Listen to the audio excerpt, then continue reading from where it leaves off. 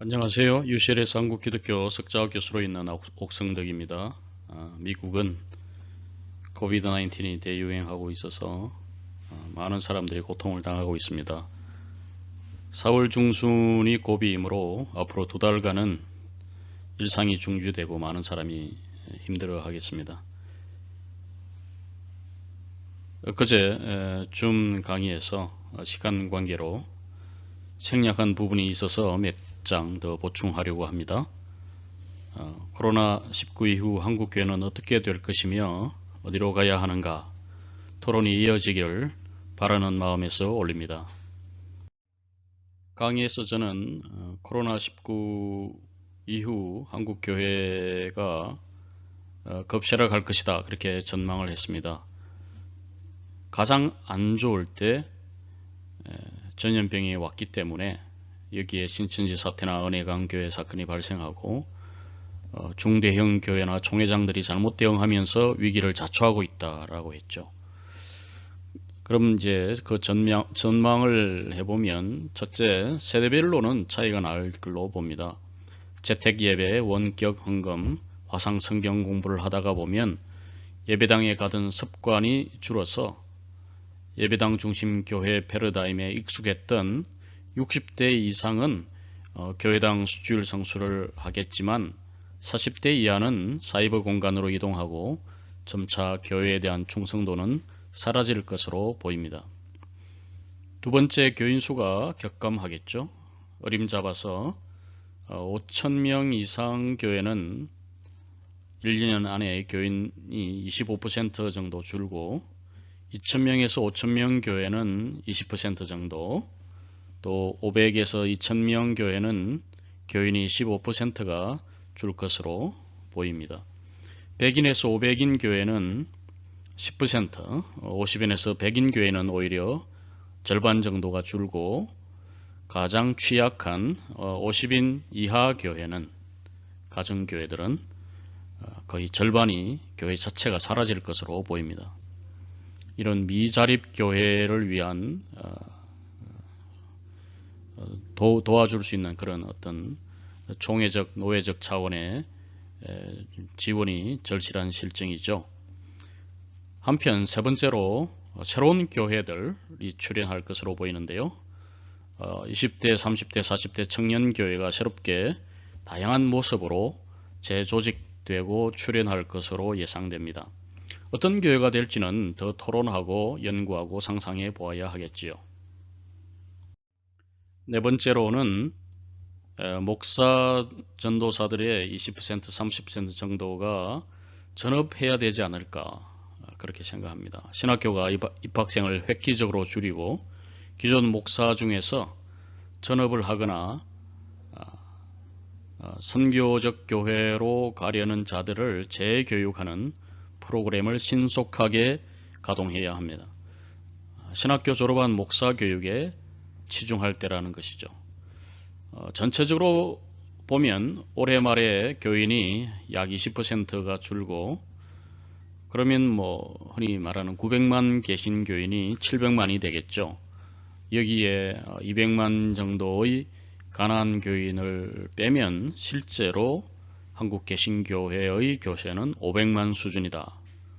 그러면 헌금도 그만큼 줄 것으로 예상이 됩니다. 대형교회라고 해서 안전하지는 않죠. 대형교회부터 흔들리고 중형교회까지도 큰 재정적 곤란에 빠질 것으로 보입니다. 가장 건강한 100명에서 500명 교회도 제가 10% 정도 감소할 것으로 예상을 했는데요. 그런 대비를 해야 될 것입니다. 코로나가 아니라도 매년 5% 정도 감소를 하고 있었습니다. 이번 사태로 연말이나 다음 해 연말에 총회들은 통계적으로는 아마 10% 정도 감소했다고 보고할지도 모르겠습니다. 그러나 실제로는 출석교인이나 헌금에서 20% 감소는 예상해야 될 것으로 보입니다. 그러나 이런 외형적 교세라든지 생존이라든지 이런 것보다는 사실 더 중요한 것은 본질적으로 교회가 무엇이냐, 우리의 논의는 교회론으로 귀결이 될 것입니다. 사실 이제는 교회가 선교지가 되었어요. 교회를 개혁해야 합니다. 미션을 처치가 되려면 먼저 교회를 선교해야 하는 상황이 왔습니다. 선교하기 전에, 교회가 선교하기 전에 먼저 선교를 당해야 하는 지점에 왔습니다. 건강하고 겸손한 교회들이 새로운 모델을 만들고 작은 좋은 교회들이 형성되기를 바랍니다. 1900년대가 한국교회의 창설기였다면 해방 이후 전쟁이 끝나고 1953년부터 재건기에 들어갔죠. 그런 창설기의 정신, 재건기의 정신으로 이제 2020년대를 선교적 교회로 전환하는 전환기로 만드는 그런 한국교회의 잠재력과 회복력을 보여줄 때입니다. 가난한 성도도 여러 층이 있겠지만 다수는 결국 유연한 무종교인 religious non이 되리라고 봅니다. 흔히 말하는 CEO 크리스천, 크리스마스 and 이스터 only 크리스천들도 많이 나오겠죠. 헌금만 하는 교인도 있을 수 있겠습니다. 이런 어떤 다양한 유형의 교인들이 등장을 하겠죠. 현실적으로 다음 두 가지 변수를 고려해야 되겠습니다. 첫째는 경제 침체로 인해서 교회는 어쩔 수 없이 20% 이상의 침체가 예상이 되고요. 두 번째, 이 코로나 바이러스가 노인층의 위험함으로 60세 평균 연령을 가진 많은 기존의 한국교회는 노인 활동, 노인 프로그램이 위축되면서 교회 활동도 상당히 축소될 것으로 예상이 됩니다. 재택 근무가 늘듯이 재택 예배, 또 원격 목회를 위한 다양한 자료와 방안이 준비되어야 할 텐데요. 유튜브 선교, 영화 선교 등도 투자가 일어나겠죠.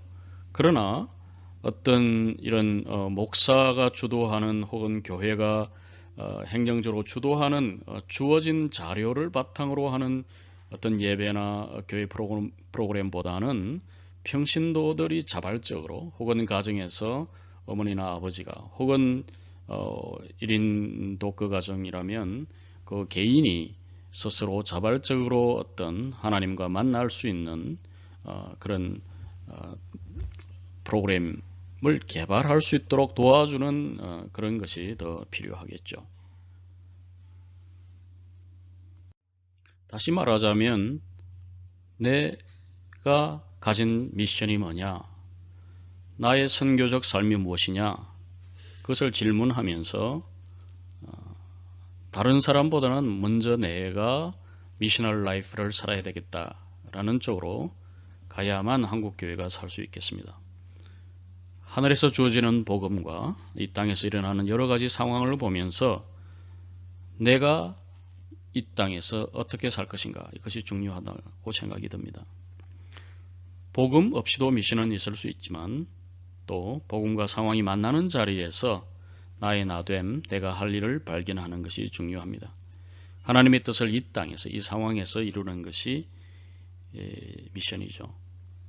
복음과 상황은 늘 있는데 그 중에 내가 그 미션을 만들어 가야 한다는 것입니다. 상황도 변화하고 나의 복음 이해도 변하기 때문에 나의 미션도 변합니다. 그래도 중요한 것은 내 미션을 분명히 하고 그 미션을 살아내는 것, 그것이 선교적 삶이죠. 내 미션을 발견하고 소중히 여기고 성취하도록 하는 동시에 남의 미션도 중히 여기고 그래서 동역하는 모습이 더 늘어나는 한국교회가 되었으면 합니다. 어떤 분이 이 그림을 보고 저렇게 세계의 톱니가 배치되어 돌아가지 않는다는 지적을 해주셨는데, 예, 그렇죠. 그렇지만 인간의 힘으로는 사실 아무것도 돌릴 수 없습니다. 그런 불가능한 것을 돌리는 힘이 복음이요, 선교이죠. 때로는 상황이 우리를 돌아가게 합니다. 이런 새로운 복음, 새로운 상황, 새로운 미션, 그것을 발견하고 연구하고 만들어가는 것이 미셔널 라이프라고 생각합니다. 안녕히 계십시오.